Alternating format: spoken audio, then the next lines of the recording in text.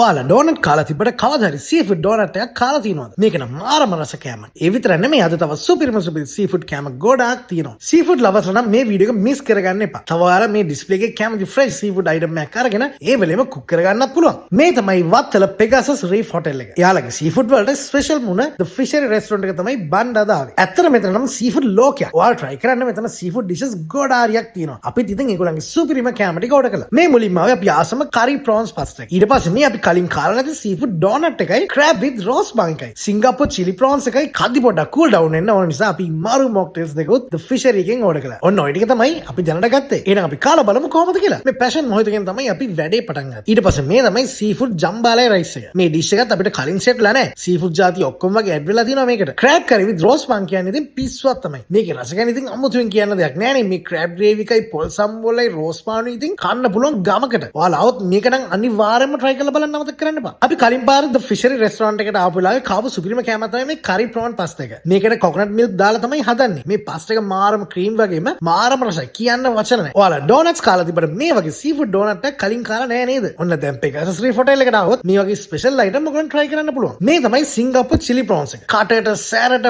Bite එකට වගේ නම් මේ ඩිෂ් එක නියමයි. කාලා බලන්නකෝ. ද ෆිෂරි එකේ ෆ්‍රෙෂ් සීෆුඩ් කැමති විදිහට සිලෙක්ට් කරගන්න හොඳ ඩිස්ප්ලේ එකක් තියෙනවා. එතනින් ගන්න සීෆුඩ් ඔයගොල්ලෝ කැමති විදිහට හදා ගන්නත් පුළුවන්. ඉතින් මේ තමයි අපි ගත්ත සීෆුඩ් මික්ස් රිල් එක. මේකට දාන්න ඔක්කොම සීෆුඩ් ෆ්‍රෙෂ් නිසා ටේස්ට් එක ගැන ඉතින් බය වෙන්න දෙයක් නැහැ. ඉතින් ඔයාලා සීෆුඩ් වල පිස්සු වැටලා ඉන්නවනම් හිතේ ඉතින් නැතුව එන්න පෙගාසස් රීෆ් හොටෙල් එකේ ද ෆිෂරි රෙස්ටොරන්ට් එකට. ජය වේවා.